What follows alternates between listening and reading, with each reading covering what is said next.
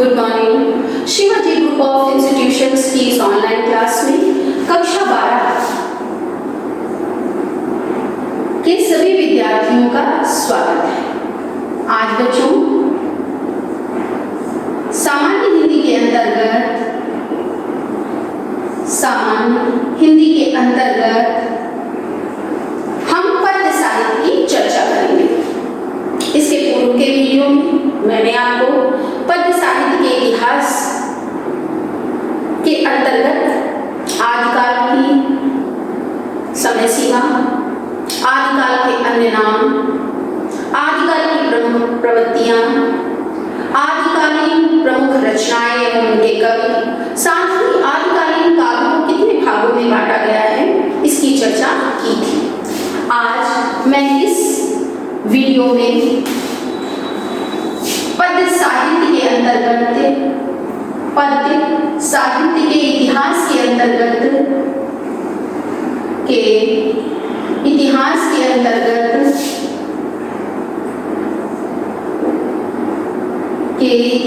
के अंतर्गत भक्तिकाल की चर्चा करूंगी।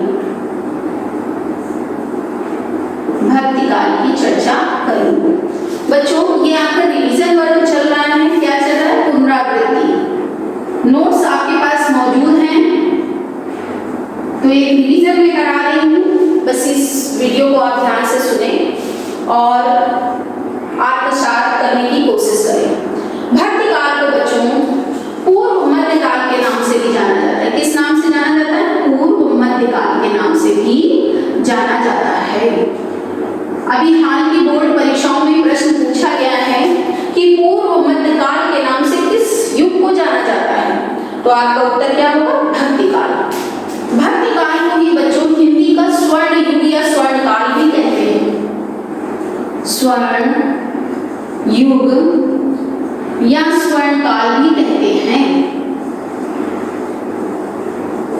भक्तिकाल की बच्चों समय सीमा मैंने क्या बताई थी? भक्तिकाल की समय सीमा जो है वो सन 1343 ईस्वी से 1643 ईस्वी तक मानी जाती है। कब तक? 1643 ईस्वी तक मानी जाती है। तो बच्चों ये बात समझ में आई? भक्तिकाल को पूर्व मध्यकाल के नाम से तथा स्वर्ण युग या स्वर्ण काल के नाम से भी जाना जाता है। इसकी समय सीमा सन 1343 से लेकर 1643 ईस्वी तक स्वीकार की जाती है।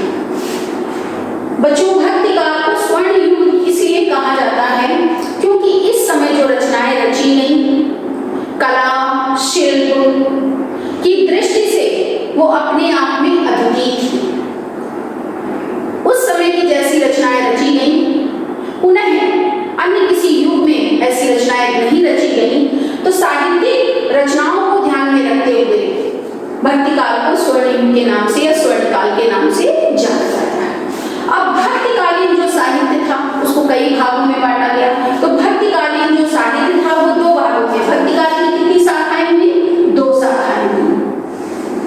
पहली कहलाई निर्गुण काव्यधारा, निर्गुण काव्यधारा,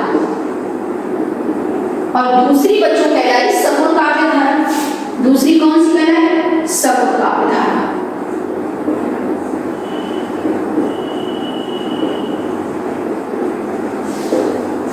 निर्गुण और सगुण काव्यधारा को जो था पुनः उप शाखाओं में बांटा गया। निर्गुण काव्यधारा भी 2 भागों में बट गई। एक कहलाई ज्ञानाश्रयी काव्यधारा, ज्ञानाश्रयी काव्यधारा, और दूसरी कहलाई बच्चों प्रेमाश्रयी काव्यधारा, प्रेमाश्रयी काव्यधारा। सगुण काव्यधारा जो थी वो भी 2 भागों में बट गई। एक कहलाई कृष्ण भक्ति काव्यधारा, कृष्ण भक्ति काव्यधारा, और दूसरी कहलाई बच्चों राम भक्ति काव्यधारा, राम भक्ति काव्यधारा। आया बच्चों समझ में? कितना बताया कि भक्तिकाल की 2 शाखाएं थी, निर्गुण काव्यधारा और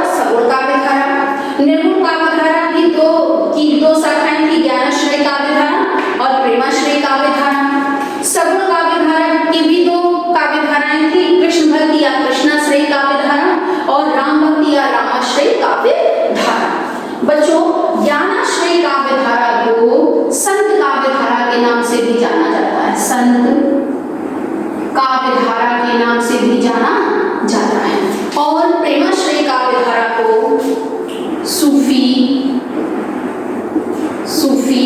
काव्यधारा के नाम से भी जाना जाता है। आपसे प्रश्न किया जा सकता है कि संत काव्यधारा को और किस नाम से जानते हैं, तो आपका उत्तर क्या होगा बच्चों? ज्ञानाश्रय काव्यधारा। आपसे प्रश्न किया जा सकता है कि सूफी काव्यधारा को और किस नाम से जाना जाता है, तो आपका उत्तर क्या होगा? प्रेमाश्रय। अब बच्चों इन सभी शाखाओं और उपशाखाओं के अपने अपने प्रतिनिधि कवि थे। आपसे प्रश्न किया जा सकता है बोर्ड परीक्षा के अंतर्गत कि संत काव्यधारा के प्रतिनिधि कवि का नाम बताइए, या प्रश्न किया जा सकता है कि सूफी काव्यधारा के प्रतिनिधि कवि का नाम बताइए। तो क्या यहाँ पर लिखेंगे प्रतिनिधि कवि, निधि कवि। बच्चों संत काव्यधारा के प्रतिनिधि कवि थे कबीरदास। कौन थे? कबीरदास।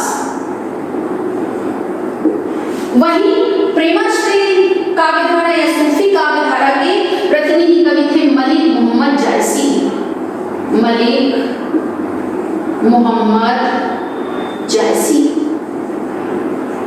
जिनको आप जायसी के नाम से जानते हो।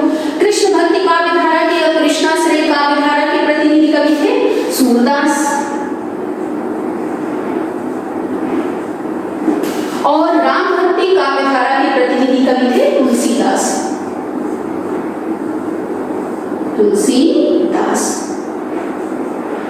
अब हम एक दृष्टि डालते हैं इन प्रतिनिधि कवियों की रचनाओं पर।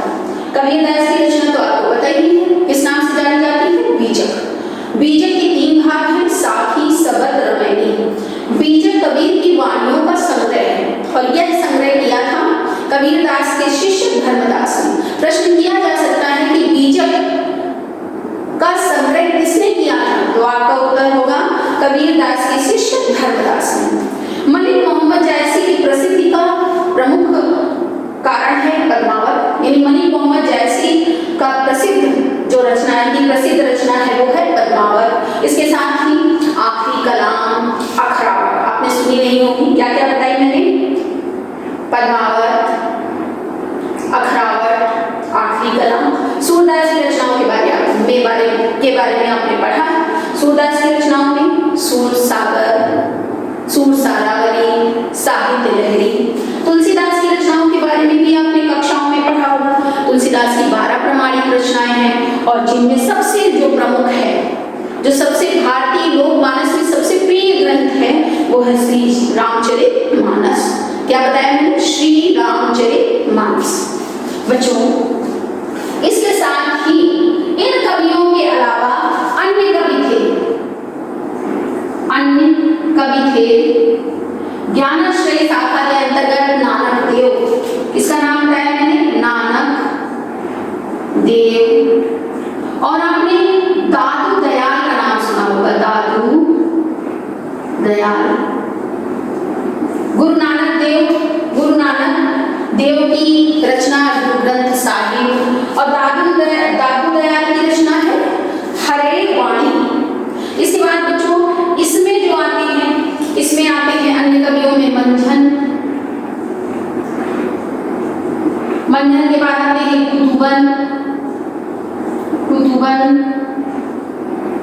कुतुबन के बाद आते हैं उस्मान। कौन से कवि? अन्य कवियों में उस्मान, मुल्ला दाऊद। जैसे मंथन की रचना है मधुमालती, कुतुबन की रचना है मृगावती, उस्मान की है चित्रावली, और मुल्ला दाऊद की रचना है चंदायन। फिर से रिपीट कर रही हूँ। मंथन की रचना है मधुमालती, कुतुबन की है मृगावती, उस्मान की है चित्रावली, मुल्ला दाऊद की रचना बताई चंदायन। इसके बाद बच्चों कृष्ण भक्ति काव्यधारा के अंतर्गत मीराबाई का नाम आता है।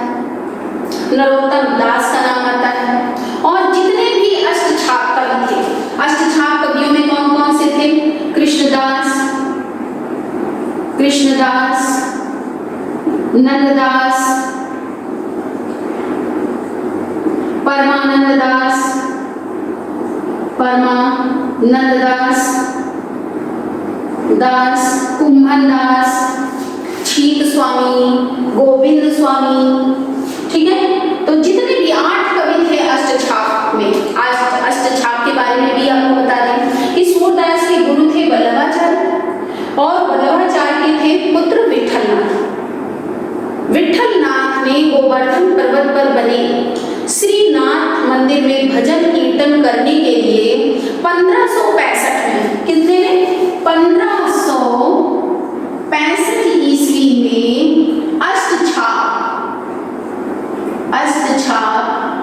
कवियों की स्थापना की थी, जिनमें 4 शिष्य जो थे वो वल्लभाचार्य के थे और 4 शिष्य जो थे वो किसके थे, विठलनाथ के थे।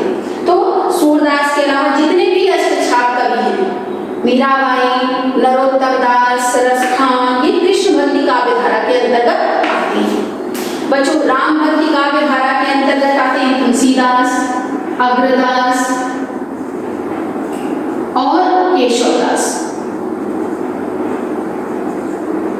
केशवदास की रचना है रामचंद्रिका, इसीलिए रामचंद्रिका के आधार पर केशवदास को किसके अंतर्गत रखा गया है, राम भक्ति काव्य धारा के अंतर्गत रखा गया है। अब अगर बात की जाए कबीरदास की भाषा की, तो कबीरदास की भाषा जो थी वो सब कड़ी थी, साधुओं की भाषा थी, जिसे विद्वान पंचमेल खिचड़ी कहते हैं। मलिक मोहम्मद जायसी की भाषा अवधी थी।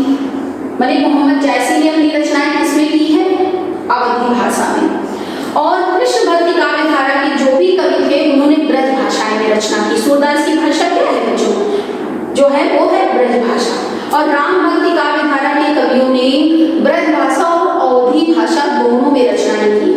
तुलसीदास जी ने स्वयं ब्रज भाषा और अवधी भाषा में लिखा है। श्री रामचरितमानस जो उनकी प्रसिद्धि का आधार स्तंभ है, उसकी रचना भी उन्होंने किस भाषा में की है, अवधी भाषा में।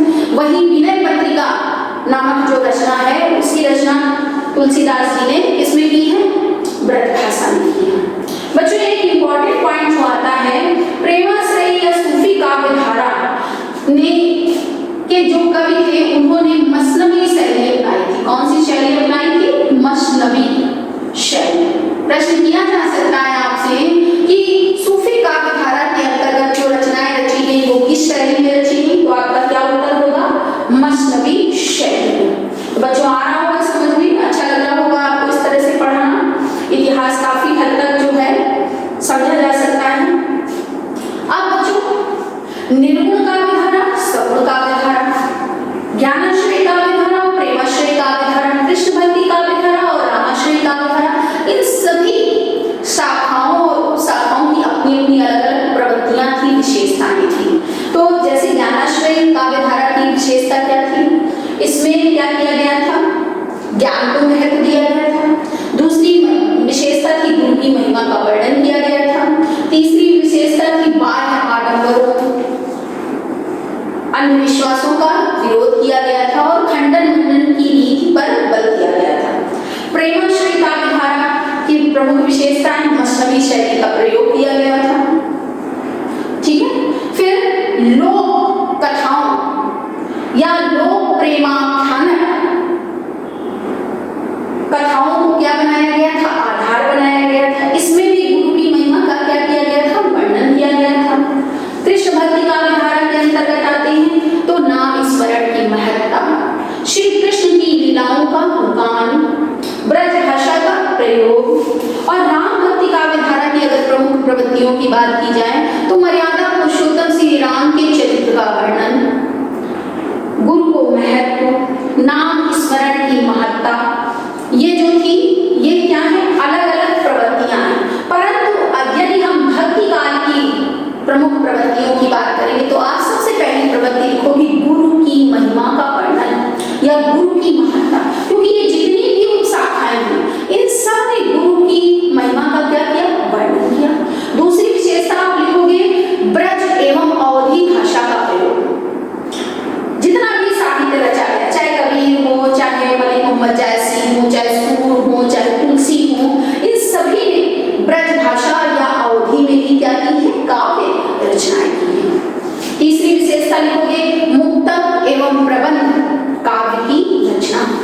कहीं कहीं मुक्तक काव्य की रचना हुई, तो कहीं कहीं किसकी रचना हुई, प्रबंध काव्य की रचना हुई। तो आज बच्चों मैंने आपको भक्ति काल से संबंधित महत्वपूर्ण बिंदु बताए जो परीक्षा की दृष्टि से बहुत ही इंपॉर्टेंट है। एक बार जल्दी से जो है पुनः रिवीजन कर लेते हैं। भक्ति काल को मध्यकाल के नाम से भी जाना जाता है। इसे स्वर्ण युग या स्वर्णकाल भी कहते हैं। इसकी समय सीमा बच्चों कितनी है, सन 1343 से लेकर 1643 ईस्वी तक। भक्तिकालीन काव्य को दो भागों में बांटा गया, निर्गुण काव्य धारा और सगुण काव्य धारा। निर्गुण काव्य धारा पुनः दो भागों में बट गई, ज्ञानाश्रय काव्य धारा जिसे संत काव्य धारा के नाम से जानते हैं, और प्रेमाश्रय काव्य धारा जिसे सूफी काव्य धारा के नाम से जानते हैं। इसके बाद बच्चों जो सगुण काव्य धारा थी उसके भी दो भेद हुए, कृष्णाश्रयी या कृष्ण काव्य धारा, रामाश्रयी या राम भक्ति काव्य धारा।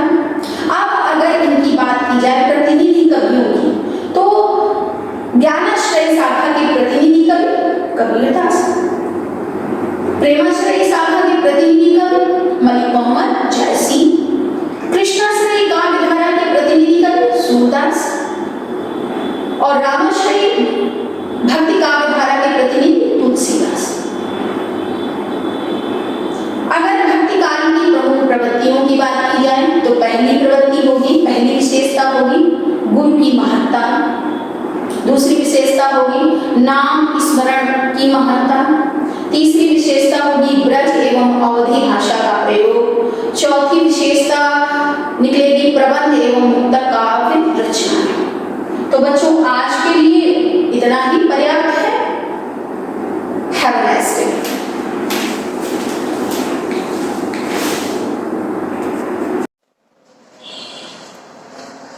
Good morning students, welcome to the online classes. तो स्टूडेंट्स मैंने एप्लीकेशन ऑफ इंटीग्रल यानी समाकलन के अनुप्रयोग चैप्टर में कुछ और क्वेश्चन में बताने वाला हूँ। आज के बाद ये चैप्टर फिनिश हो जाएगा। जैसे मैंने क्वेश्चन लिया हुआ है, इंपॉर्टेंट क्वेश्चन है। आज के क्वेश्चन थोड़े से अलग होने वाले हैं, डायरेक्ट नहीं करना। वक्र y बराबर 2x माइनस एक्स स्क्वायर तथा रेखा y बराबर माइनस एक्स द्वारा घिरे भाग का क्षेत्रफल। तो देखिए एक ये वक्र है और एक ये रेखा है, यानी दो वक्रों से घिरे भाग का क्या निकालना है, एरिया। तो सबसे पहले हमें दोनों वक्रों का क्या चाहिए, ग्राफ। तो देखिए पहले वक्र का समीकरण क्या है, वक्र का समीकरण। वक्र का समीकरण है स्टूडेंट्स y बराबर 2x माइनस एक्स स्क्वायर। अगर स्टूडेंट्स ये 2x ना होता, अगर 2x ना होता तो होता y बराबर माइनस का क्या, एक्स स्क्वायर। और इसको मैं लिख देता y बराबर माइनस का 1x स्क्वायर, तो इस 1 को बोलता 4a, तो बन जाता स्टूडेंट्स, या इसको मैं ऐसे लिख देता एक्स स्क्वायर बराबर माइनस वाई, तो एक्स स्क्वायर बराबर माइनस 1y और 1 को बोलता 4a, तो बराबर बन जाता एक्स स्क्वायर बराबर 4ay बन जाता। लेकिन इसमें दिक्कत क्या है, दिक्कत ये है स्टूडेंट्स, इसमें यहाँ पे x का पद चल रहा है और ये x के पदों में द्विघात समीकरण है। तो अगर x के पदों में द्विघात समीकरण है तो इसको हम पूर्ण वर्ग बनाएंगे। क्या बनाएंगे, पूर्ण वर्ग बनाएंगे। कैसे बनाएंगे, पूर्ण वर्ग बनाने का प्रोसेस क्या होता है, पूर्ण वर्ग कैसे बनेगा, एक्स स्क्वायर के पद से बनेगा और x के पद से बनेगा। सबसे पहले एक्स स्क्वायर का पद लिखेंगे, तो माइनस कॉमन ले लीजिए, तो अंदर हो जाएगा x square minus 2x। X square का पद धनात्मक होना चाहिए पूर्ण वर्ग बनाने के लिए, और एक्स स्क्वायर क्या था, ऋणात्मक, तो माइनस कॉमन ले लिया, बचा एक्स स्क्वायर माइनस 2x। अब देखिए मुझे एक्स स्क्वायर माइनस 2x को पूर्ण वर्ग बनाना है, तो पूर्ण वर्ग बनाने का पहला प्रोसेस एक्स स्क्वायर का गुणांक प्लस 1 होना चाहिए। तो देखिए एक्स स्क्वायर का गुणांक प्लस 1 है, कोई दिक्कत नहीं है। अगर एक्स स्क्वायर का गुणांक प्लस 1 है तो फिर एक्स के गुणांक में 2 का भाग दे दीजिए। तो अब देखिए एक्स स्क्वायर का गुणांक प्लस 1 है, तो अब मुझे एक्स के गुणांक में 2 का भाग देना है। तो एक्स के गुणांक 2 देख लीजिए, माइनस प्लस मत देखिए। तो एक्स के गुणांक ये 2 है, 2 में 2 का भाग देंगे, 1 आएगा। तो 1 आएगा, उस 1 का स्क्वायर जोड़ेंगे और उस 1 का स्क्वायर घटाएंगे। ये चीज आपको याद रखना है। तो मैं क्या करूंगा, इस ब्रैकेट के अंदर एक्स स्क्वायर माइनस 2x और प्लस 1 का स्क्वायर जोड़ दिया और 1 का स्क्वायर घटा दिया। जोड़ने वाली चीज को हमेशा एक्स के पदों के साथ रखेंगे। अब देखिए बिल्कुल सिंपल है, ये प्रोसेस बताया जा चुका है आपको। अब देखिए इस पूरे ब्रैकेट में देखिए x का पद कैसा है, निगेटिव। अगर x का पद निगेटिव है तो बनेगा a माइनस बी का होल स्क्वायर, और अगर x का पद पॉजिटिव है तो बनेगा a प्लस बी का होल स्क्वायर। तो यहाँ पे x का पद निगेटिव है तो बनेगा a माइनस बी का होल स्क्वायर। क्या a होगा क्या b होगा? जिनमें स्क्वायर चल रहे होंगे वही a और b होंगे। तो a की जगह x और b की जगह 1, तो ये बना स्टूडेंट्स x माइनस 1 का होल स्क्वायर, और माइनस ये 1 का स्क्वायर 1, माइनस के अंदर अगर मल्टीप्लाई करते हैं तो माइनस x माइनस 1 का होल स्क्वायर, और ये माइनस माइनस स्टूडेंट्स क्या हो जाएगा, प्लस 1 हो जाएगा। अब मैं चाहूं तो इस 1 को इस तरफ ले आ सकता हूं, तो बनेगा x माइनस 1 का whole square equal y minus 1। और अगर मैं माइनस को भी शिफ्ट कर दूं तो x माइनस 1 का होल स्क्वायर बराबर माइनस का y माइनस 1। अब मैं x माइनस 1 को मान ले रहा हूं कैपिटल X, और y माइनस 1 को मान ले रहा हूं कैपिटल Y, और इसको समीकरण है। तो समीकरण एक क्या बनेगा, समीकरण एक बन जाएगा capital X square minus y, यही तो बनेगा। यहाँ पर देखिए x की जगह क्या चल रहा है, x माइनस 1, और y की जगह क्या चल रहा है, y माइनस 1। तो x माइनस 1 को मैंने मान लिया कैपिटल X, और y माइनस 1 को क्या मान लिया, कैपिटल Y। तो समीकरण एक क्या बना, x स्क्वायर बराबर माइनस y। बस x और y कैपिटल लेटर में हो गए। अब यहाँ पर दिक्कत है थोड़ी हमको। अब ये देखिए यहाँ से पहचानिए, x स्क्वायर बराबर माइनस 1y लिख सकते हैं, और 1 को बोले 4a, तो x स्क्वायर बराबर माइनस 4ay, यानी ये तीसरे रूप का परवलय बन रहा है। लेकिन इसमें तीसरे रूप का परवलय नहीं बनाएंगे, बनेगा उसी शेप का, लेकिन ऐसा नहीं बनने वाला है, मतलब ऐसा नहीं बनने वाला है, इस तरीके का परवलय नहीं बनने वाला है। तीसरा या चौथा जो भी केस बनना है वो इस तरीके का परवलय नहीं बनेगा, मतलब मूल बिंदु से घूम के नहीं जाएगा। क्यों नहीं घूमेगा? स्टूडेंट्स ध्यान से देखिए, यहाँ पर आपने कैपिटल X और कैपिटल Y रखे तो हैं, लेकिन सिर्फ परवलय पहचानने के लिए। लेकिन कैपिटल X की जगह क्या चल रहा है, x माइनस 1, और कैपिटल Y की जगह y माइनस 1, यानी जो कैपिटल X है और कैपिटल Y है, यहाँ पे x x नहीं रहा है, y y नहीं रहा है। x की जगह हो गया है x माइनस 1, y की जगह क्या हो गया, y माइनस 1। यानी ये परवलय बनेगा तो चौथे ही रूप का, चौथा रूप ऐसा होता है, लेकिन ओरिजिन से नहीं जाएगा, है ना। इस परवलय में मुझे क्या निकालना होगा, केंद्र। देखिए मैं करके दिखाता हूँ इसको। समीकरण 2 की तुलना, समीकरण 2 की तुलना किस रूप का बन रहा है, कैपिटल X स्क्वायर बराबर माइनस का 4a और कैपिटल Y से करने पर जब तुलना करेंगे तो माइनस का 4a बराबर माइनस 1, तो a बराबर 1/4। अच्छा बताइए, ये जो परवलय होते हैं, ये परवलय इसके जो स्टूडेंट्स वो होते हैं शीर्ष, इसके जो शीर्ष होते हैं वो क्या होते हैं, 0,0 होते हैं। शीर्ष क्या होते हैं, 0,0। लेकिन स्टूडेंट्स ध्यान से देखिए, सवाल तो कैपिटल स्मॉल x और स्मॉल y में था, और सवाल बन किस में गया, कैपिटल X और कैपिटल Y में।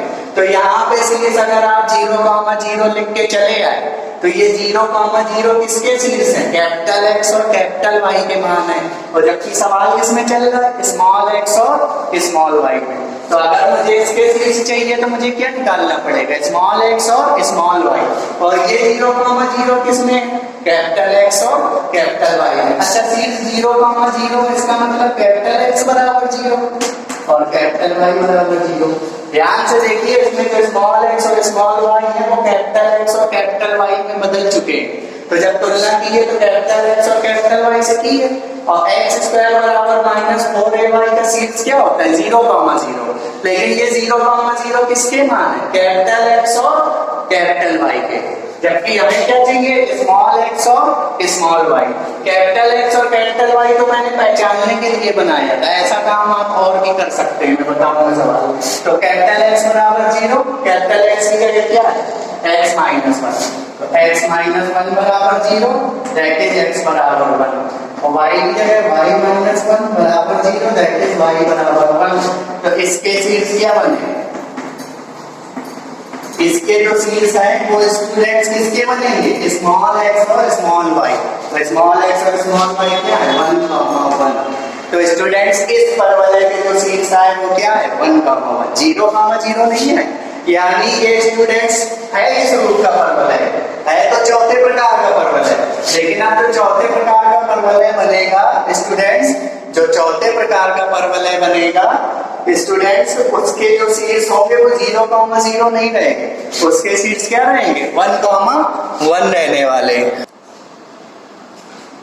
तो उसके शीर्ष जो रहने वाले 1, 1, यानी ये जो परवलय उठेगा ये 1, 1, ये 1, 1 है कुछ ऐसा, और x² - 4ay की दिशा कहाँ होती, नीचे की ओर, कुछ ऐसा परवलय आने वाला है ना स्टूडेंट्स। तो इसका ग्राफ बनाते हैं स्टूडेंट्स। इस परवलय का शीर्ष आपको पता चल गया है क्या, 1, 1 शीर्ष पता चल गया है। किस परवलय का, इस परवलय का। इस परवलय का शीर्ष क्या है, 1, 1, यानी 1, 1 से घूमेगा। अब मैं एक्सिस बना रहा हूँ।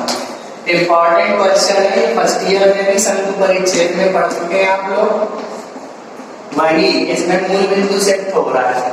ये कौन सा परवलय है, ये वो परवलय है जिसका शीर्ष क्या है, 1, 1, 1 कहाँ पे, ये 1, 1 है ना स्टूडेंट्स।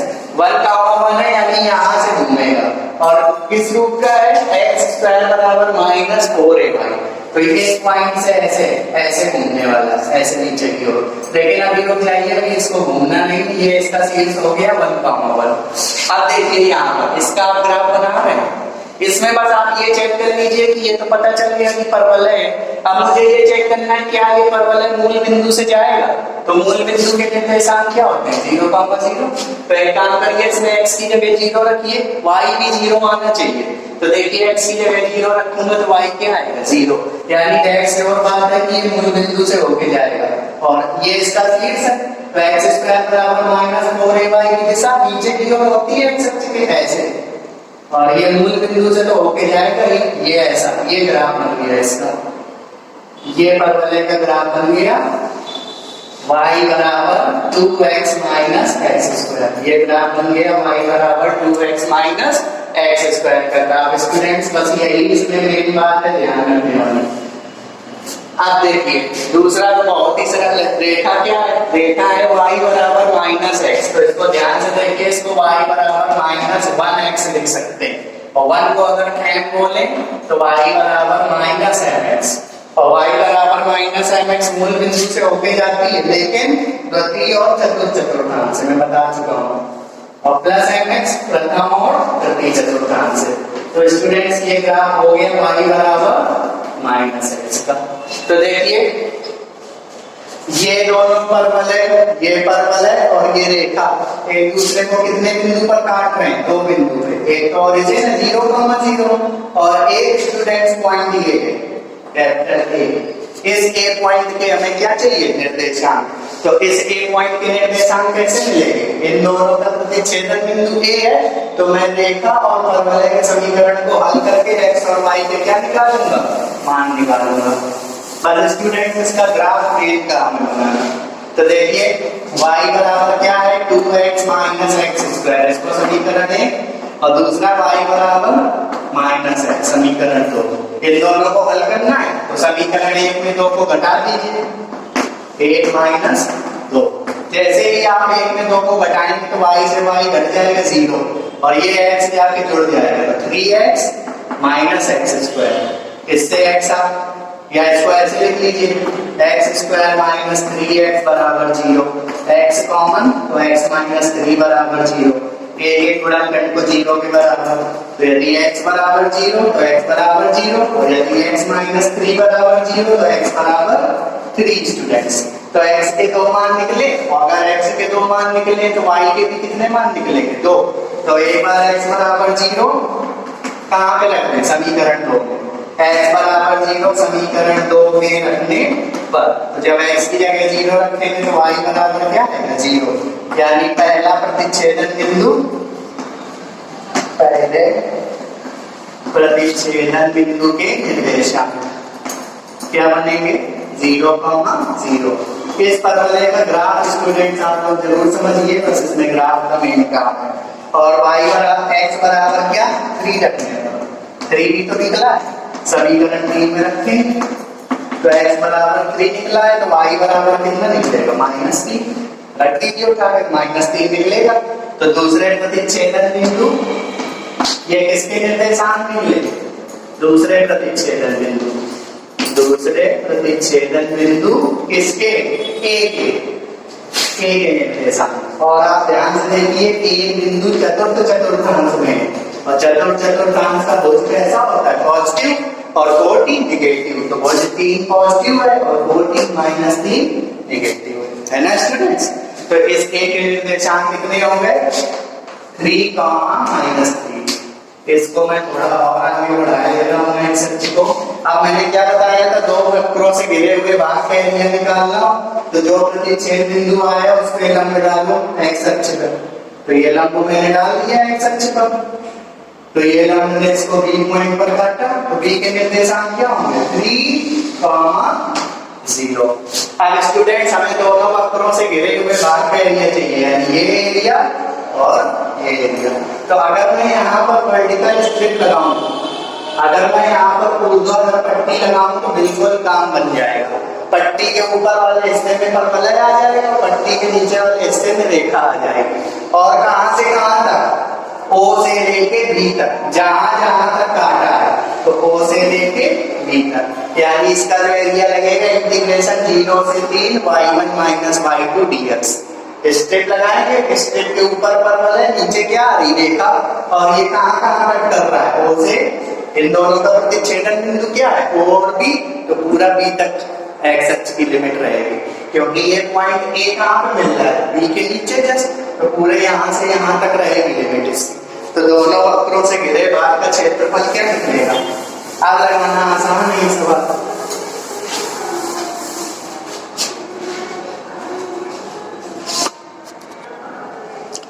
सो स्टूडेंट्स, दोनों वक्रों से घिरे भाग का क्षेत्रफल, दोनों वक्रों से घिरे भाग का क्षेत्रफल बराबर इंटीग्रेशन कहां से कहां तक, O से B तक, दोनों वक्र कहां कहां काट रहे हैं, वहां से वहां तक, O पे काट रहे हैं, B पे काट रहे हैं।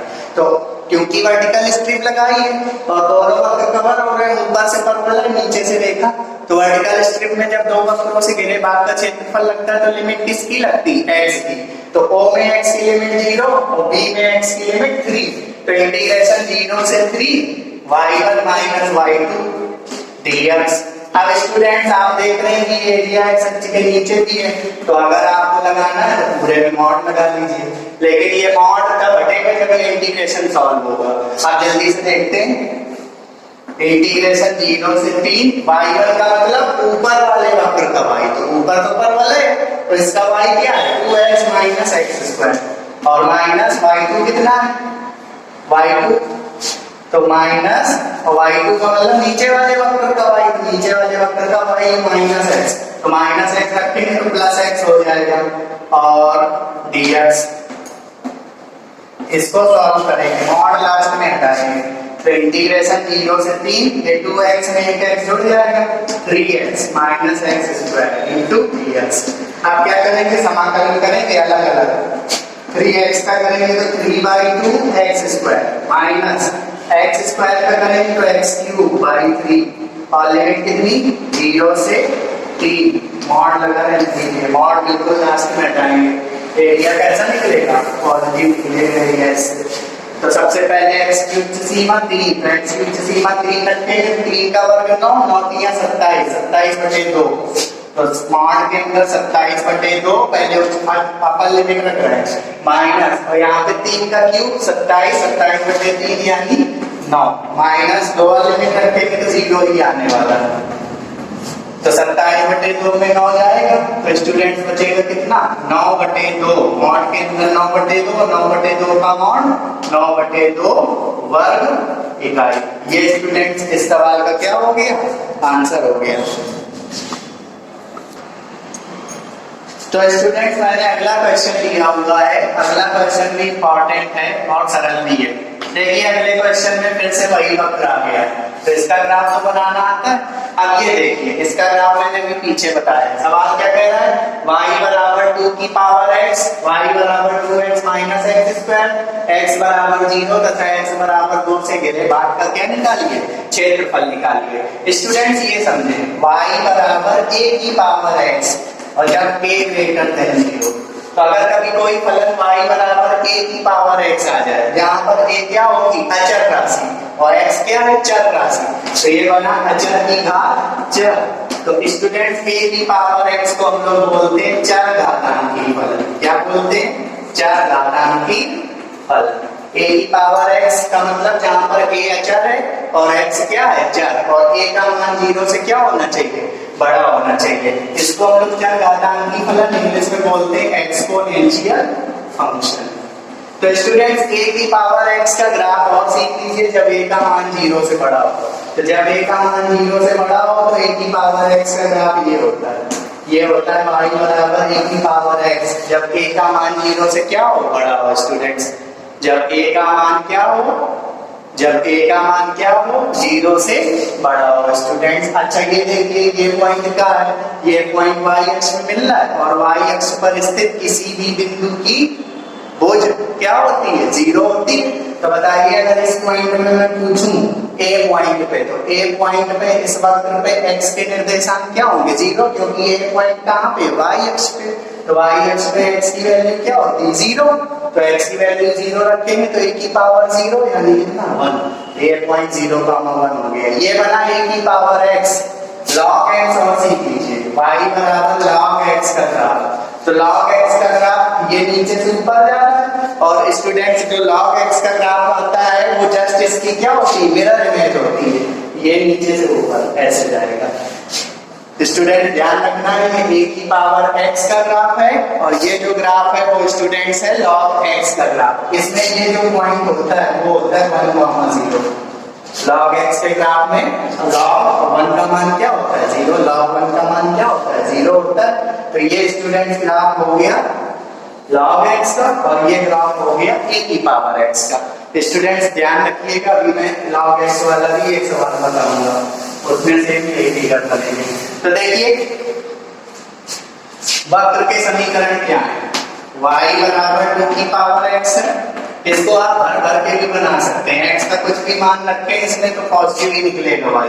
तो इसका ग्राफ कैसे बनेगा, 2 की पावर x, 2 की पावर x किसके जैसा है, a की पावर x जैसा।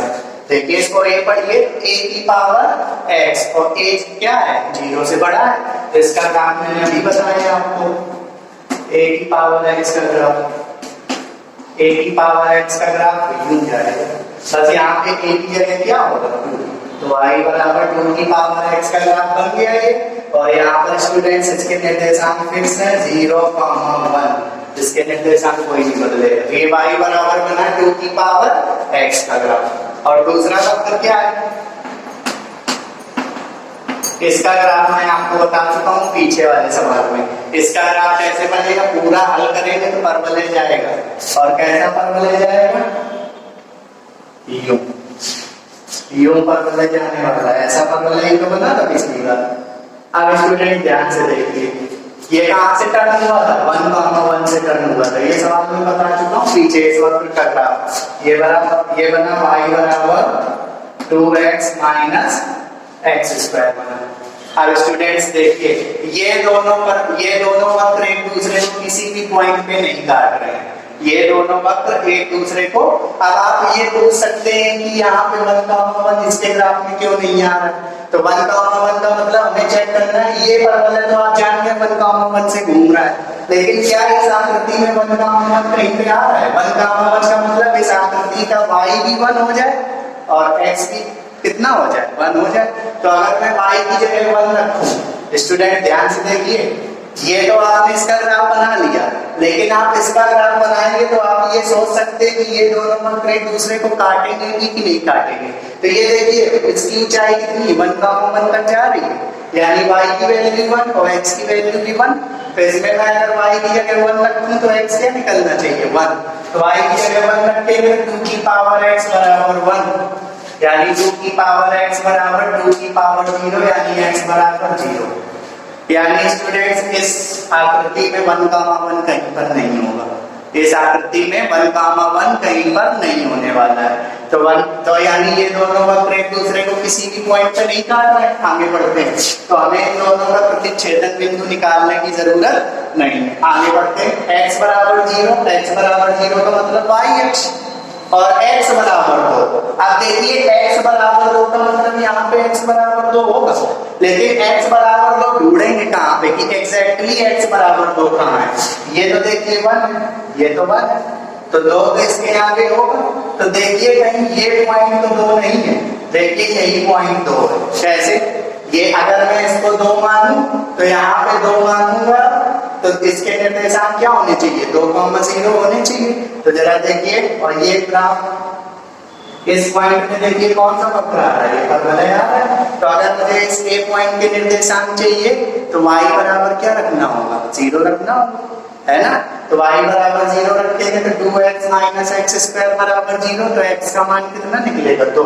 तो स्टूडेंट्स ये a के निर्देशांक हो गए 2, 0। ये आपको देखना है। अब x बराबर 2 की लाइन खींचनी है, तो x बराबर 2 की लाइन किसके समांतर होगी? y अक्ष के समांतर होगी। ये x बराबर 2 की लाइन होगी। तो देखिए दोनों वक्रों से घिरा हुआ भाग क्या आ गया? ये आ गया घिरा हुआ भाग। इसी भाग का एरिया चाहिए, तो अगर इस भाग का एरिया चाहिए तो देखिए मैंने इसमें वर्टिकल स्ट्रिप लगाई। वर्टिकल स्ट्रिप लगाते समय देखिए ऊपर आ गया ऊपर वाला वक्र और नीचे वाले पोर्शन में आ गया परवलय। तो बस ग्राफ बन गया है, वर्टिकल स्ट्रिप भी लगा दी है और दोनों वक्र एक दूसरे को कहीं काट नहीं रहे। तो x अक्ष में कहां से कहां तक कवर कर रहा है? O से A तक। तो इसकी लिमिट क्या रहेगी स्टूडेंट्स? 0 से 2 रहने वाली है। तो दोनों वक्रों से घिरे भाग का क्षेत्रफल। इसमें स्टूडेंट्स बस ग्राफ की चीजें समझनी है। दोनों वक्रों से घिरे भाग का क्षेत्रफल बराबर क्या लगेगा? इंटीग्रेशन और कहां से कहां तक? O से A तक। तो O में x अक्ष के निर्देशांक 0 और A में 2, इंटीग्रेशन 0 से 2 y1 माइनस y2 dx, है ना। अब ये एरिया प्रथम चतुर्थांश में चल रहा है, पॉजिटिव आएगा। तो y1 का मतलब स्ट्रिप के ऊपर वाला वक्र ये है, और इस वक्र का y क्या है? 2 की पावर x। तो 0 से 2, 2 की पावर x माइनस, और y2 कितना है? y2 का मतलब नीचे वाले वक्र का y, तो स्ट्रिप के नीचे ये है, इसका y क्या है? 2x minus x square. तो 2x minus x square dx। अब इसको मैं सॉल्व करूंगा। तो 2 की पावर x का समाकलन है इसके सापेक्ष 2 की पावर x अपॉन बेस की log 2 माइनस 2x का करेंगे तो x square minus minus plus और x स्क्वायर का x cube by 3। Limit students 0 से 2। स्टूडेंट्स इसकी लिमिट क्या होगी? 0 से 2 होने वाली है। आइए इसको और सॉल्व करते हैं। तो सबसे पहले उच्च सीमा है इसकी कितनी? 2।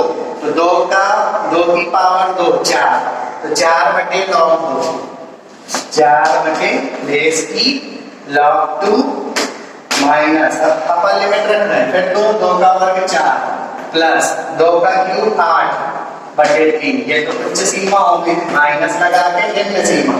तो x की जगह 0 रखेंगे तो 2 की पावर 0 यानी 1, तो 1 बाई log 2 और ये सब 0 हो जाएगा, बचेगा 1 बाई log 2। तो 4 बाई log 2 और माइनस 4 प्लस 8 बटे 3 को हल कर ले तो माइनस का 4 बटे 3 माइनस का 1 बाई log 2। तो स्टूडेंट्स इसको और सॉल्व करेंगे हम लोग। तो 4 बाई log 2 में 1 बाई log 2 माइनस हो जाएगा तो 3 बाई log 2 और माइनस का 4 बाई 3 कितने? वर्ग इकाई। ये सवाल का क्या हो गया? आंसर हो गया स्टूडेंट्स। सो स्टूडेंट्स मैंने अगला क्वेश्चन लिया है वक्र y बराबर 2 की पावर x, x बराबर 1 बाई 2, x बराबर 2 तथा y बराबर log x से घिरे भाग का क्षेत्रफल। तो वक्रों के समीकरण क्या है? वक्र के समीकरण y बराबर 2 की पावर x तो 2 की पावर x का ग्राफ अभी मैंने पीछे आपको बनाया हुआ है, पीछे वाले फिगर में 2 की पावर x का ग्राफ बनाया हुआ था।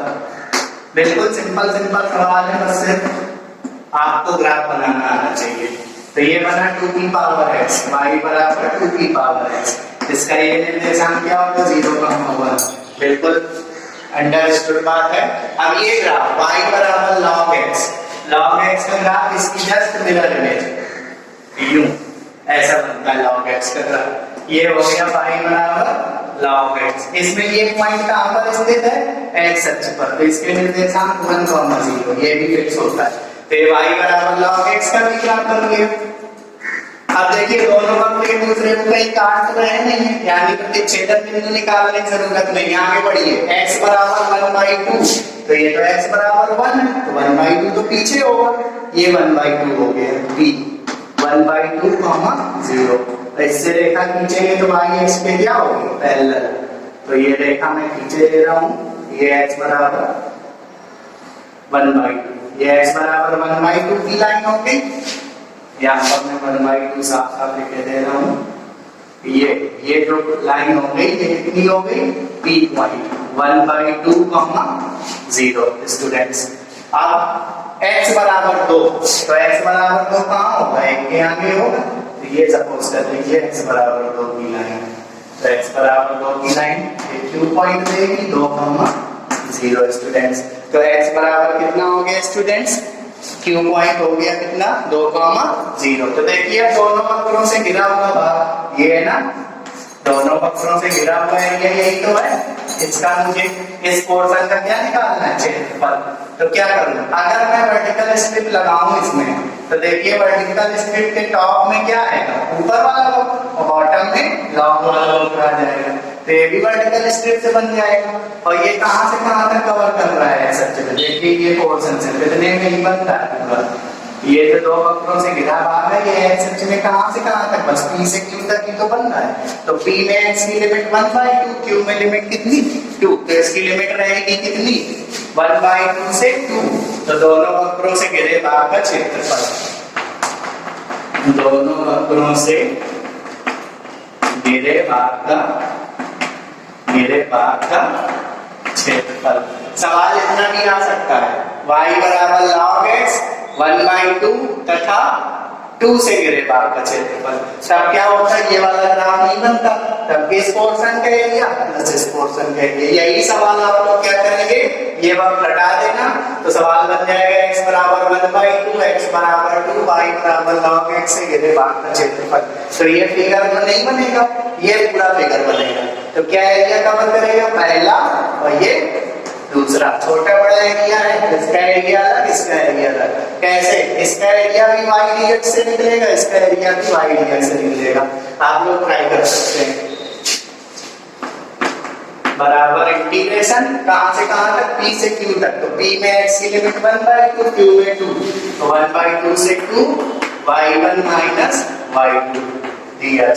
सारा एरिया प्रथम चतुर्थांश में बन रहा, तो y1 का मतलब क्या, ऊपर वाले वक्र का y, तो ऊपर वाले वक्र का y क्या है 2 की पावर x, तो 1/2 से 2 की पावर x, y2 का मतलब दूसरे वाले वक्र का y नीचे, तो नीचे वाले वक्र का y क्या है log x, तो 2 की power x minus log x dx। अब क्या करेंगे, फिगर में साफ किए दे रहा हूँ, फिगर का कोई काम नहीं है, अब सिर्फ कैलकुलेशन करनी है। तो 2 की पावर x का स्टूडेंट समाकलन करेंगे, क्या आएगा 2 की पावर x अपॉन बेस की log 2। लिमिट कितनी, लिमिट स्टूडेंट्स 1/2 से 2 माइनस, और log x का समाकलन कैसे करते हैं, into 1 लगा के आईलेट करते हैं, तो आप कर सकते हैं, ये बहुत सरल सा होता है x log x minus x, यही निकल के आता है। लिमिट कितनी 1/2 से 2। अब सबसे पहले x की उच्च सीमा रखिए, तो x की उच्च सीमा 2, 2 का वर्ग 4, तो 4/log 2 माइनस, फिर x की जगह कितना 1/2, तो 2 की पावर 1/2 का मतलब √2 अपॉन कितना log 2। ये तो बना अपन में माइनस लोअर, इसमें यहाँ पर लगाए अपर लिमिट 2, तो 2 log 2 माइनस 2 और माइनस लगा के ये अपर लिमिट माइनस लगा के लोअर लिमिट, तो 1/2 रखेंगे तो 1/2 log 1/2 और माइनस का कितना x की जगह फिर से 1/2। स्टूडेंट्स इसको थोड़ा सही से सॉल्व करना है लोगों को। तो देखिए लासा लेने की जरूरत नहीं है और 4 क्या है परिमेय √2 अपर में परिमेय में अपरिमेय नहीं करती 4 माइनस √2 अपॉन log 2 माइनस और ये देखिए कितना ब्रैकेट के अंदर 2 log 2 माइनस 2 और यहाँ माइनस के अंदर गुणा कर दें तो -1/2 और इसको मैं लिख सकता हूँ 2 की पावर -1 जैसे लिखूंगा 2 की पावर -1 तो log n की पावर n बनेगा तो -1 आ गया के इस प्लस से टकराएगा तो प्लस हो जाएगा और यानी log 2 बचेगा 1/2 log 2 और ये माइनस माइनस प्लस 1/2। तो students 4 minus √2 upon log 2 minus और यहाँ पर देखिए 2 log 2 प्लस आधा log 2 तो 5/2 log 2 तो माइनस का 5/2 log 2 और यहाँ -2 में प्लस का आधा जाएगा तो माइनस का 3/2 और ये माइनस से माइनस का टकरा जाएगा तो प्लस का कितना स्टूडेंट्स 3/2। यही सवाल का स्टूडेंट्स क्या हो जाएगा आंसर हो जाएगा वर्ग इकाई। यही सवाल का आंसर हो जाएगा। लेते हैं अगला क्वेश्चन हम लोग चलते हैं क्या है अगला क्वेश्चन। सो स्टूडेंट मैंने अगला क्वेश्चन लिया है उसी तरीके के जिस तरीके का मैं सवाल बता रहा हूँ। वक्र y बराबर कितना 6x माइनस x²। पहले मैं लिख लेता हूँ वक्रों के समीकरण। y बराबर कितना 6x माइनस x²। अब देखिए ये वक्र है इसमें x के पदों में क्या है द्विघात समीकरण x² का पद भी है x का पद भी तो इसको पूर्ण वर्ग बनाएंगे यहाँ से है ना। तो कैसे बनाएंगे पूर्ण वर्ग सबसे पहले x² का पद पॉजिटिव माइनस कॉमन ले लिया तो बचा x² माइनस 6x। बिल्कुल वैसे सवाल बनता है। अब इसको पूर्ण वर्ग बनाना है इसको रखने के लिए x² माइनस 6x। पूर्ण वर्ग कैसे बनेगा x² और x के पद होने चाहिए है x² का गुणांक क्या है +1 तो अगर x² का गुणांक +1 है अगर ना होता जैसे मान लो यहाँ होता 5 तो हम 5 क्या ले लेते कॉमन x² गुणांक +1 चाहिए तो x² गुणांक +1 है तो x के गुणांक में 2 का भाग दे दीजिए तो x का गुणांक 6 माइनस प्लस मत देखिए तो 6 में 2 का भाग देंगे कितना 3 का वर्ग जोड़ेंगे 3 का वर्ग घटाएंगे तो इस ब्रैकेट के अंदर हम क्या करेंगे x² माइनस 6x प्लस 3 का स्क्वायर तो जोड़ने वाले 3 के वर्ग को इनके साथ रखेंगे -3 का होल स्क्वायर। अब क्या करेंगे y बराबर माइनस अब यहाँ पर ध्यान देंगे यहाँ पे देखेंगे x का पद कैसा है निगेटिव है तो बनेगा a-b का होल स्क्वायर तो ये a की जगह x माइनस b की जगह 3 तो x माइनस 3 का होल स्क्वायर और -3 का वर्ग 9 माइनस का अंदर मल्टीप्लाई कर लीजिए तो माइनस x माइनस 3 का होल स्क्वायर प्लस 9 को पक्षांतर कर लीजिए तो बनेगा x माइनस 3 का होल स्क्वायर बराबर माइनस और ब्रैकेट में y माइनस 9 यही बनेगा। अब स्टूडेंट ध्यान से देखिए अगर मैं इसको कैपिटल X बोलूं इसको कैपिटल Y बोलूं अब मुझे क्या चल रहा है x की जगह क्या चल रहा है x माइनस 3 तो इसे कैपिटल X बोलिए थोड़ी देर के लिए और इसे बोलिए आप क्या कैपिटल Y तो बनेगा x² बराबर -y तो x² बराबर -y का मतलब x² बराबर -4ay तो यानी ये फिर से चौथे रूप का परवलय है लेकिन वो इस तरीके का नहीं बनेगा क्योंकि इसमें x की जगह क्या चल रहा है x माइनस 3 और y की जगह क्या चल रहा है y माइनस 9 तो इसके सीट्स बदलेंगे। वो जो सीट्स होता है 0,0 का जब x की जगह स्मॉल x और y की जगह स्मॉल y यहाँ तो x और y बदल रहे हैं ना x की जगह कितना चल रहा है x माइनस 3 y की जगह y माइनस 3 तो सिंपल सा स्टेप बता दे रहा हूँ x माइनस 3 को 0 के बराबर कर लीजिए तो x बराबर कितना 3 और y माइनस 9 को 0 के बराबर करिए तो y बराबर 9 और ये किस रूप का है x² बराबर -4ay तो इसका जो ग्राफ होगा उसके सीरीज क्या होंगे 3,9। ये कितने से टर्न होगा 3,9 से टर्न होने वाला है स्टूडेंट्स, ये आपको ध्यान रखना। तो इसमें हम लिख दें समीकरण एक कैपिटल एक्स स्क्वायर बराबर -4ay। इसको मैंने कैपिटल एक्स बोला, इसको मैंने कैपिटल वाई बोला। कैपिटल एक्स स्क्वायर बराबर -4ay के रूप का है जिसके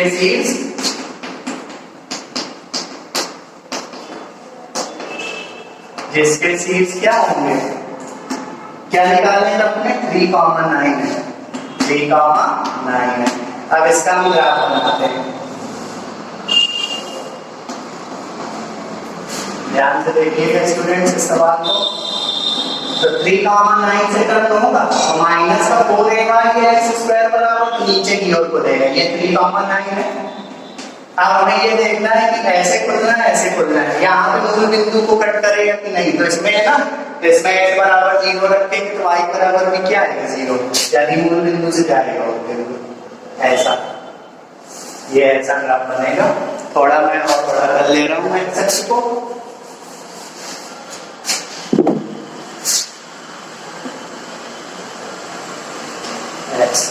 तो ये स्टूडेंट्स यहाँ पर क्या पॉइंट हो गया a। अच्छा ये बताइए किसका ग्राफ है, y बराबर 6x माइनस एक्स स्क्वायर। तो अगर मैं इस ग्राफ में आपसे पूछूं कि इस पॉइंट इस ग्राफ में a के निर्देशांक क्या होंगे, a तो x अक्ष में स्थित है, तो x अक्ष में स्थित निर्देशांक की y क्या होती है 0। तो y बराबर 0 रख देंगे तो x का मान 6 निकलेगा। तो स्टूडेंट्स ये 6,0 है। तो ये तो पहले पर वाले का ग्राफ हो गया। आप दूसरे वक्र का ग्राफ भी बनाएंगे। अगर आपने पहला वक्र सीख लिया तो दूसरा वक्र निकालने में कोई दिक्कत नहीं होगी। देखिए मैं फिर से बताता हूँ एक बार। दूसरा वक्र क्या, दूसरा वक्र है y बराबर एक्स स्क्वायर माइनस 2x। इसमें भी वही है, x के पदों के घात समीकरण है, इसको भी पूर्ण वर्ग बनाएंगे। लेकिन इसमें एक काम अच्छा है, एक्स स्क्वायर का गुणांक +1 पहले से, यानी माइनस कॉमन लेने की जरूरत नहीं है। तो एक्स स्क्वायर गुणांक +1 है तो बस मैं x के गुणांक में 2 का भाग दे दे रहा हूँ। तो x का गुणांक 2 में 2 का भाग 1, तो 1 का वर्ग जोड़ेंगे 1 का वर्ग घटाएंगे +1 का स्क्वायर, जोड़ने वाला साथ में घटाने वाला अलग, इसको इस तरफ ले आइए तो y +1 और स्टूडेंट्स ये बनेगा x -1 का होल स्क्वायर। इसको मैं ऐसे भी लिख सकता हूँ x -1 का होल स्क्वायर बराबर 1 × y +1। स्टूडेंट्स ये समीकरण 2। ध्यान से देखिए, इसे मैं बोलूं कैपिटल x, इसे मैं बोलूं क्या y। अगर मैं इसको बोलूं कैपिटल x, x -1 को बोलूं कैपिटल x, y +1 को क्या बोलूं कैपिटल y बोलूं, और 1 को बोलूं 4a, तो बना x स्क्वायर बराबर 4ay। यानी स्टूडेंट्स इसका ग्राफ ऐसा बनेगा ऊपर वाला, लेकिन मूल बिंदु से नहीं घूमेगा क्योंकि इसमें x नहीं रहा है, y नहीं रहा है। x की जगह x -1 हो गया है, y की जगह y -1। तो इसके सीरीज कैसे निकालेंगे, x -1 को 0 के बराबर तो x बराबर 1, y +1 को 0 के बराबर तो y बराबर -1। तो इसके सीरीज होंगे 1, -1 है ना। तो आप समझ गए होंगे समीकरण 2 एक्स स्क्वायर बराबर 4ay के रूप का परवलय है, के रूप का क्या है परवलय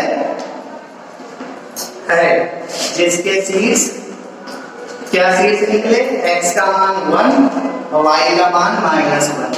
तो 1, -1 कहाँ पे मिलेगा चतुर्थांश में। तो जी यहाँ पे ये 3,9 है, 1, -1 थोड़ा पीछे ही मिलने वाला है, ये 1, -1 हो गया है ना, यहाँ से घूमेगा। और इसकी दिशा कैसी होती है x स्क्वायर बराबर 4ay की। अब हम देखेंगे मूल बिंदु को टच करेगा कि नहीं करेगा। देखिए इसका ग्राफ बना है, x की जगह 0 रखिए तो y 0 मिलेगा, यानी ये भी मूल बिंदु को टच करेगा ऐसा। तो ये घूमता हुआ जाएगा स्टूडेंट्स। अब मेन बात है कि ये जो घूमेगा क्या ये a को कट करेगा, a को कट करेगा तो मतलब इसका भी x निर्देशांक क्या होना चाहिए 6 होना चाहिए स्टूडेंट्स। इसका जो हम लोग ग्राफ बना रहे हैं स्टूडेंट, देखिए मैंने यहाँ से तो पता चल गया कि ये मूल बिंदु से घूम रहा है, लेकिन जब यहाँ पे घुमाएंगे तो सावधानी से करना है, क्योंकि अगर यहाँ पे आपने ए को कट कर दिया यानी इसके दोनों के प्रतिच्छेदन बिंदु क्या हो गए 6। देखिए इसका प्रतिच्छेद इसमें तो 6,0 है, क्या इस ग्राफ में 6,0 आएगा? मतलब इसको मैं यहाँ तक तो घुमा चुका हूँ, जब दाईं ओर घुमाऊंगा तो 6,0 को छुएगा कि नहीं, बस यही तो मुझे चेक करना है। किसका ग्राफ बना रहे हैं? इसका। तो अगर 6,0 होगा यानी x की जगह 6 रखने पे y क्या निकलना चाहिए? 0। तो जरा x की जगह 6 रखिए, 6 का वर्ग 36 माइनस 12 कितना? 24। तो y का मान 0 निकला, यानी 6,0 पे कट नहीं करेगा और पहले से ही कहीं घूम जाएगा, ऐसा ये यहाँ पे घूम जाएगा, है ना स्टूडेंट्स? अब देखिए यहाँ पर ये बी पॉइंट आ गया, कौन से पत्र में आया? इस वाले पत्र में। और बी पॉइंट कहाँ पर स्थित है?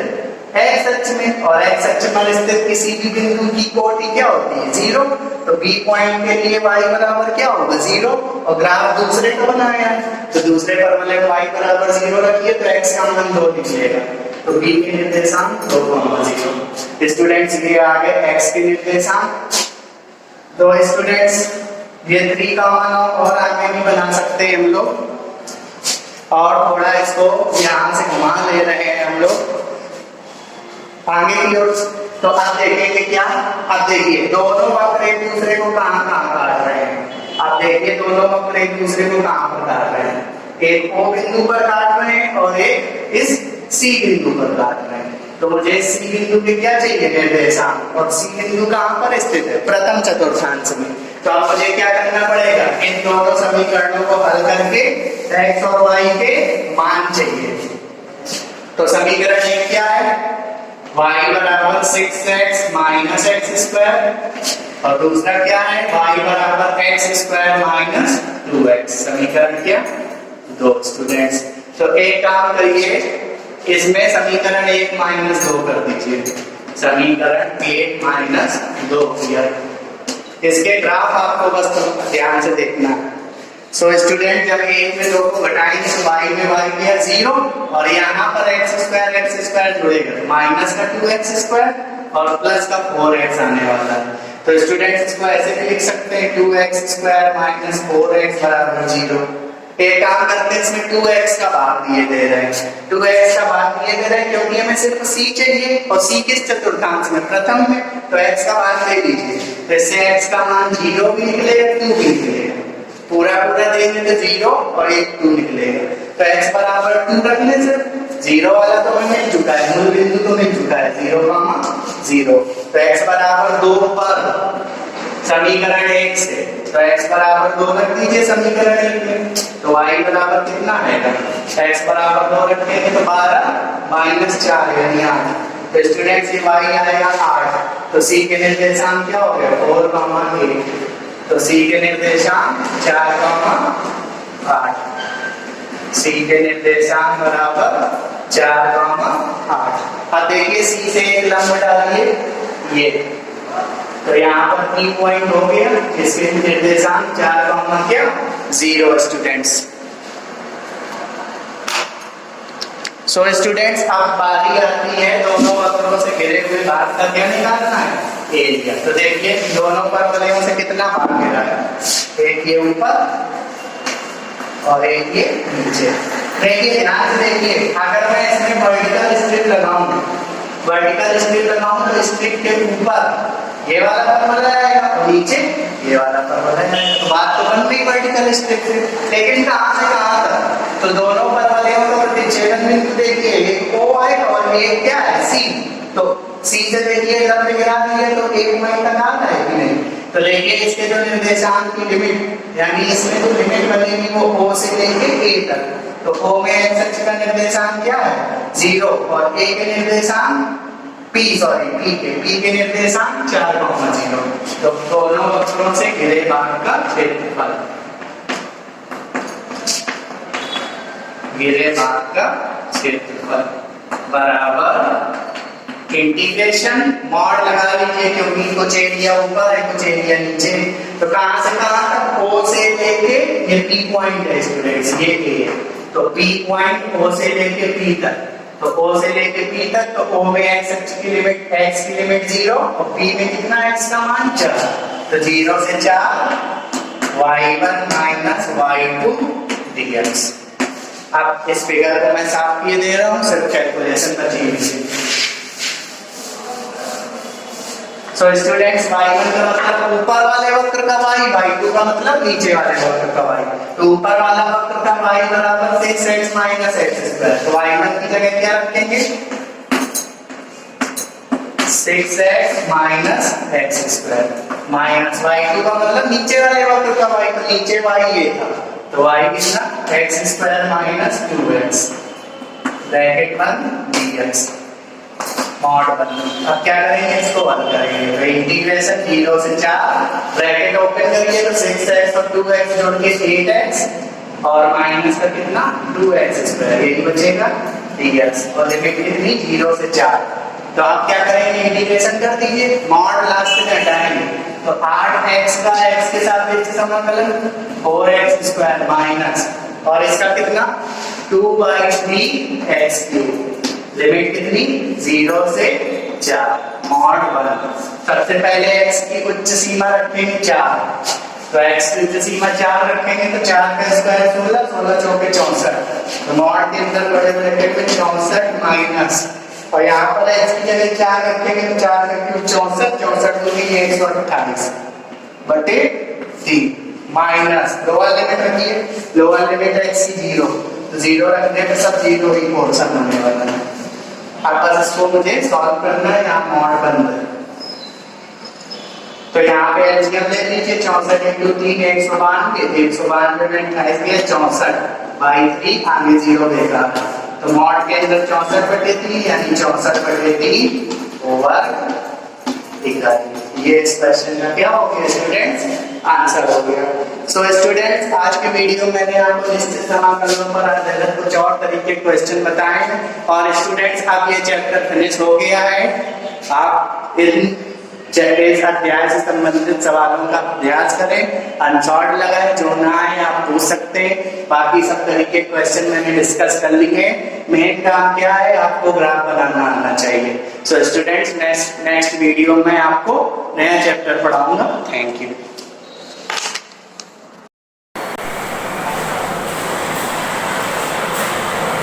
स्वागत है आप सभी का शिवाजी ग्रुप ऑफ इंस्टीट्यूशन की ऑनलाइन वीडियो क्लास में। आज बात करेंगे यूनिट 8 के चैप्टर मानव स्वास्थ्य तथा रोग के बारे में। सबसे पहले ये बताना चाहूंगा कि रोग की परिभाषा क्या होती है। देखिए जो रोग जिसे हम इंग्लिश में डिजीज कहते हैं, ये वाइड टर्म है, व्यापक शब्द होता है। इसका जो है मुख्य रूप से परिभाषा प्रस्तुत नहीं की जा सकती है, फिर भी इसकी परिभाषा कुछ लोगों ने इस प्रकार बताई है कि शरीर के पूर्ण रूप में कार्य करने में किसी प्रकार की कमी होना रोग कहलाता है। जब हमारा शरीर किसी तरीके से काम नहीं कर पाता तो हम ये कहते हैं कि हमारा जो ये शरीर है वो रोग से ग्रस्त हो गया है। तो इस तरीके से इसकी परिभाषा दी जा सकती है कि शरीर के पूर्ण रूप में कार्य करने में किसी प्रकार की कमी होना रोग कहलाता है। या ऑक्सफोर्ड डिक्शनरी आती है, जो ऑक्सफोर्ड डिक्शनरी में रोग की जो डेफिनेशन, डिजीज की जो डेफिनेशन दे रखी है, जो परिभाषा दे रखी है, इस प्रकार से कि शरीर के किसी अंग या उपांग की संरचना, शरीर के किसी अंग अथवा उपांग की संरचना का बदल जाना या उसके कार्य करने की क्षमता में कमी आ जाना रोग कहलाता है। शरीर के किसी भी अंग में कोई अंग क्षतिग्रस्त हो जाना अर्थात वो काम न करने की स्थिति में जब आ जाता है तो हम कहते हैं कि मनुष्य का शरीर कैसा हो गया है, रोगग्रस्त हो गया है। ठीक है, तो ये रोग की परिभाषा होती है। अब बात करते हैं कि स्वास्थ्य क्या होता है। स्वास्थ्य जिसे हम इंग्लिश में हेल्थ कहते हैं। देखिए हेल्थ की परिभाषा जो है वो WHO ने दी थी, वर्ल्ड हेल्थ ऑर्गेनाइजेशन। किसने दी थी? WHO ने दी थी। WHO को हम वर्ल्ड हेल्थ ऑर्गेनाइजेशन कहते हैं। वर्ल्ड हेल्थ ऑर्गेनाइजेशन, इसकी स्थापना 7 अप्रैल 1948 में हुई थी। 7 अप्रैल 1948 में WHO की स्थापना हुई थी। इम्पोर्टेंट है, याद रखिएगा। WHO की स्थापना कब हुई थी? 7 अप्रैल 1948 में इसकी स्थापना हुई थी। और WHO जो है ये क्या है, इसका फुल फॉर्म क्या है? वर्ल्ड हेल्थ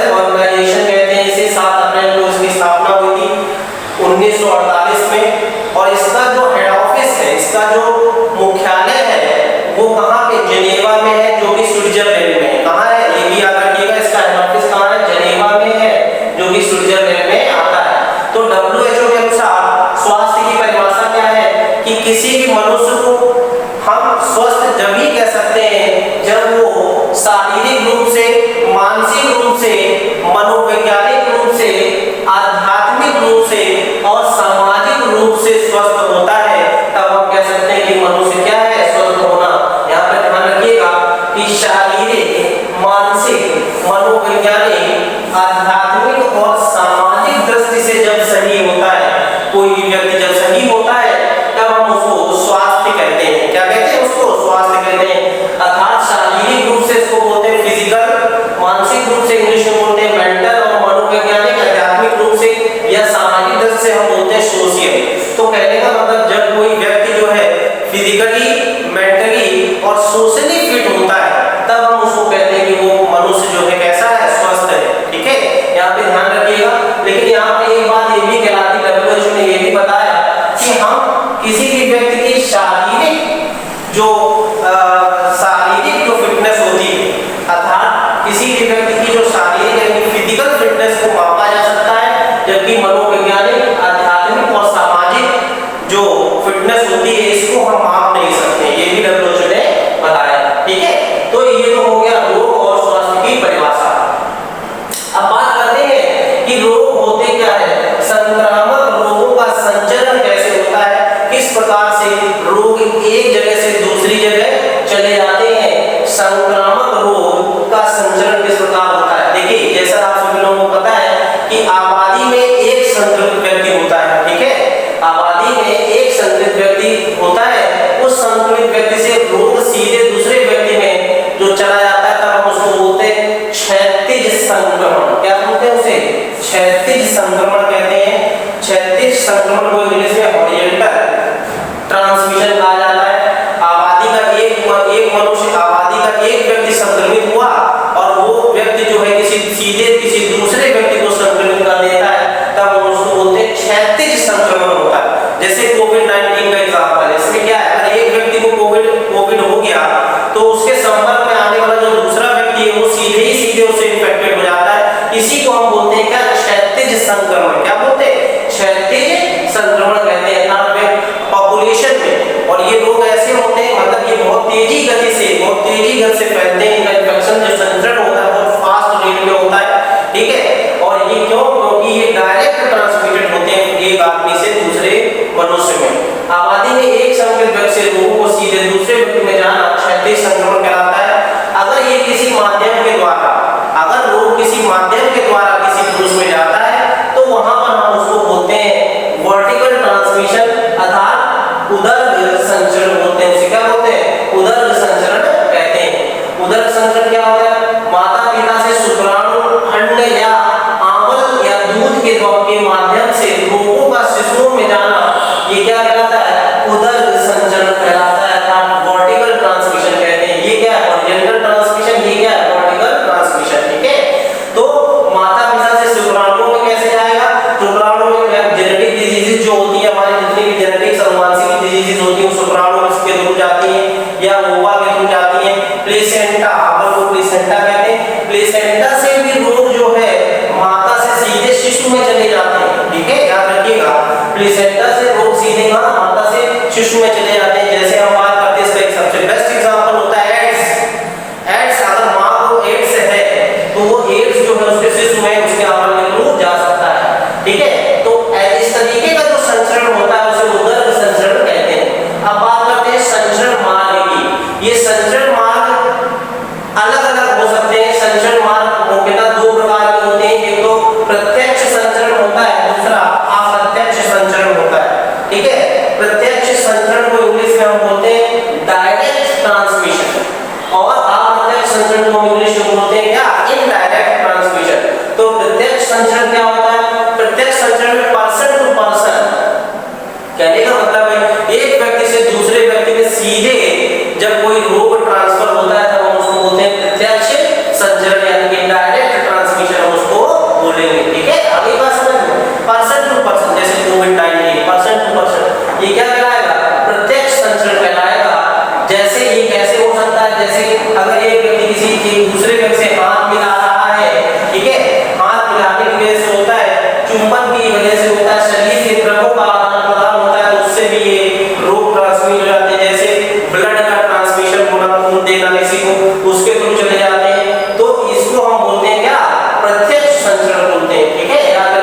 क्या बोलते हैं? प्रत्यक्ष संचरण बोलते हैं। और इस प्रत्यक्ष संचरण के एग्जांपल्स क्या क्या होते हैं? जैसे कफिंग और स्नीजिंग।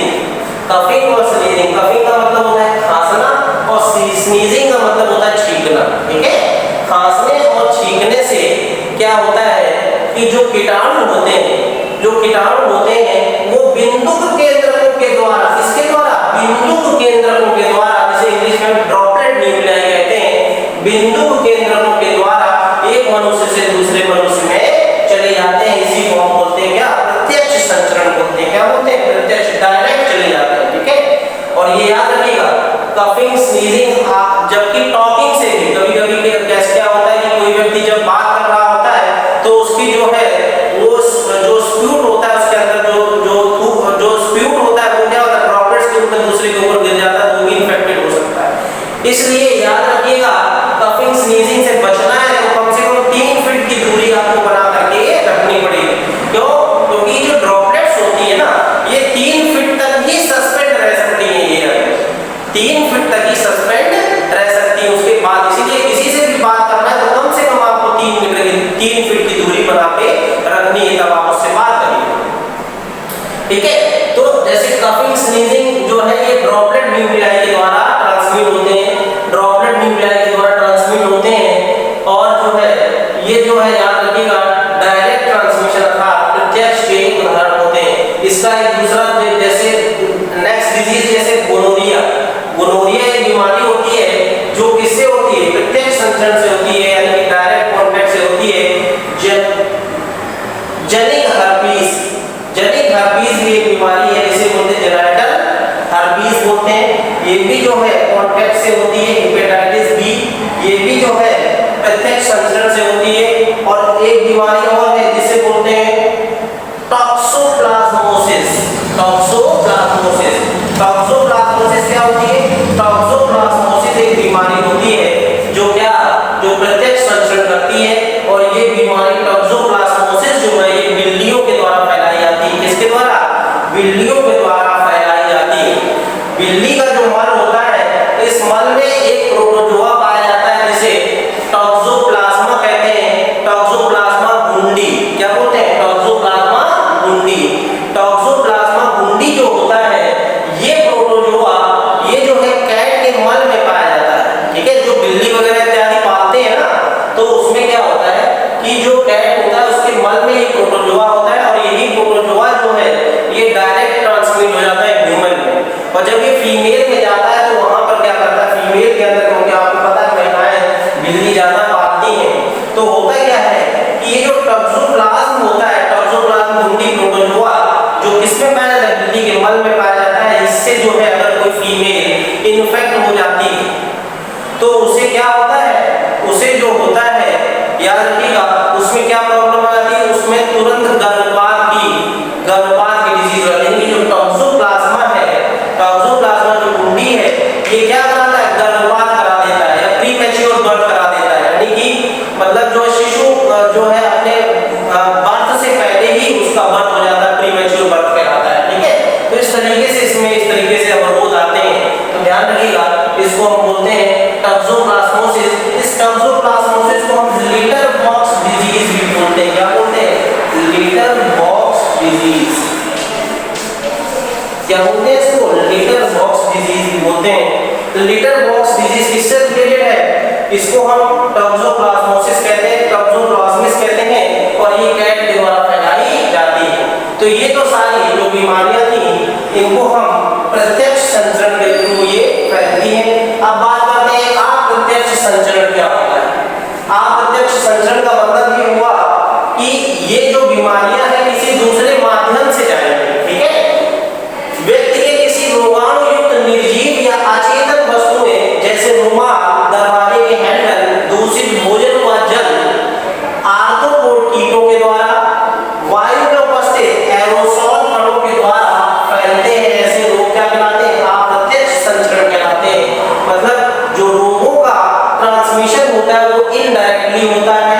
ठीक है, किसी व्यक्ति के किसी रोगाणु निर्जीव अचेतन वस्तुओं जैसे रुमाल से हो सकता है, दरवाजे के हैंडल, किसी इन्फेक्टेड पर्सन दरवाजे के हैंडल को छुआ, फिर आपने जाकर उसको छू लिया तो उसको क्या हो गया? ये भी क्या हो गया? दूषित भोजन या कंटामिनेटेड फूड एंड वाटर के द्वारा ये बहुत ज्यादा फैलते हैं। और आर्थ्रोपोडा तो जो है ये वाहक वेक्टर्स कहलाते हैं। आर्थ्रोपोड्स जो होते हैं, जैसे आपका चींटी हो गया, जितने भी इंसेक्ट आर्थ्रोपोडा में आते हैं, ये आर्थ्रोपोड्स क्या होते हैं, ये जो है रोग के वाहक होते हैं, वेक्टर्स होते हैं। ये रोग को एक स्थान से दूसरे स्थान फैलाने का काम करते हैं, ठीक है। उसके बाद वायु में उपस्थित एरोसॉल कणों के द्वारा, इसके द्वारा एरोसॉल कणों के द्वारा, ये एरोसॉल क्या होता है, एरोसॉल एक्चुअली में जो वायु में धुएं के जो कण होते हैं या जो वायु में जो नमी होती है ना, उस नमी के अंदर धूल के कण आ जाते हैं। तो धूल के कण आ जाने की वजह से वो मतलब जो है वो सॉलिड एक कण बना लेता है, उसी कण के ऊपर बैक्टीरिया या वायरस बैठ जाता है, इसको बोलते हैं एरोसॉल। एरोसॉल कणों के द्वारा जैसे टीबी, ट्यूबरक्लोसिस एरोसॉल कणों के द्वारा फैलता है। या सार्स, ये इंपॉर्टेंट है, SARS, सार्स, ये भी बीमारी जो है एरोसॉल कणों के माध्यम से फैलती है। सार्स का जो फुल फॉर्म होता है सर्वे एक्यूट रेस्पिरेटरी सिंड्रोम। क्या होता है, याद करके ये पूछा जाएगा, ये सर्वे एक्यूट रेस्पिरेटरी सिंड्रोम सार्स बोलते हैं। सर्वे एक्यूट रेस्पिरेटरी सिंड्रोम, सर्वे एक्यूट रेस्पिरेटरी सिंड्रोम। देखिए जहां भी सिंड्रोम शब्द लग जाता है, तो किसी भी बीमारी के साथ जो सिंड्रोम शब्द लग जाता है, उस सिंड्रोम का अर्थ क्या होता है पता है आपको? उस सिंड्रोम का अर्थ होता है कि बीमारियों का समूह। सिंड्रोम का मतलब ही यही होता है कि ग्रुप ऑफ डिजीज, बीमारियों के समूह को हम सिंड्रोम कहते हैं। जैसे एड्स का क्या, एड्स का फुल फॉर्म क्या है आपको पता है? एड्स भी सिंड्रोम है, किस प्रकार का सिंड्रोम? सर्वे, जैसे आपका सार्स है, सर्वे एक्यूट रेस्पिरेटरी सिंड्रोम। इस तरीके से acquired amino deficiency syndrome, AIDS का फुल फॉर्म क्या है? Acquired amino deficiency syndrome. ये भी बीमारियों का घर है। अर्थात अगर ये बीमारी हुई तो ये आपके इम्यून सिस्टम को कमजोर कर देगी, आपके प्रतिरक्षा तंत्र को कमजोर कर देगी, फिर अलग अलग प्रकार की बीमारियां आपको घेर लेंगी, जिसकी वजह से आपकी मृत्यु तक हो सकती है। तो इस सिंड्रोम का मतलब होता है बीमारियों का घर, ठीक है। तो याद रखिएगा। दूसरी चीज पैथोजन क्या होते हैं, ये भी इंपॉर्टेंट है इस कॉन्सेप्ट को समझने के लिए। पैथोजन एक्चुअली में उनको बोलते हैं जो रोगों को उत्पन्न करते हैं। रोगों को उत्पन्न करने वाला क्या कहलाता है? पैथोजन कहलाता है। वो कोई भी हो सकता है भाई, वो आर्थ्रोपोडा हो सकता है, कोई इंसेक्ट हो सकता है, हेलमिंथीज हो सकते हैं, या कुछ भी हो सकते हैं, ठीक है, याद रखिएगा। और होस्ट क्या होता है? जिसके अंदर रोग उत्पन्न होता है या जिसके ऊपर परजीवी रहता है, उसको हम होस्ट कहते हैं। और होस्ट के अंदर ही बीमारी उत्पन्न होगी, इसके अंदर बीमारी उत्पन्न होगी। और कौन करेगा? पैथोजन उत्पन्न करेगा, होस्ट के अंदर। इतनी बात समझ में आ गई। अब नेक्स्ट लेक्चर में बात करेंगे